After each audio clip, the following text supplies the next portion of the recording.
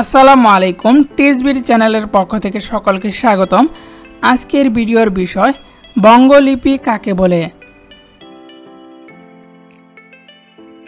যে কোনো ভাষায় ব্যবহৃত লিখিত বর্ণ সমষ্টিকে সে ভাষার বর্ণমালা বলা হয়। যে বর্ণমালায় বাংলা ভাষা লিখিত হয় তাকে বঙ্গলিপি বলে। আমি আবারও বলছি, যে কোনো ভাষায় ব্যবহৃত লিখিত বর্ণ সমষ্টিকে সে ভাষার বর্ণমালা বলা হয়। যে বর্ণমালা বাংলা ভাষায় লিখিত হয় তাকে বঙ্গলিপি বলা হয়। ভিডিওটি যদি আপনাদের কাছে একটুও ভালো লেগে থাকে তাহলে অবশ্যই ভিডিওটিতে একটি লাইক দিয়ে ইউটিউব চ্যানেলটি সাবস্ক্রাইব করে রাখুন।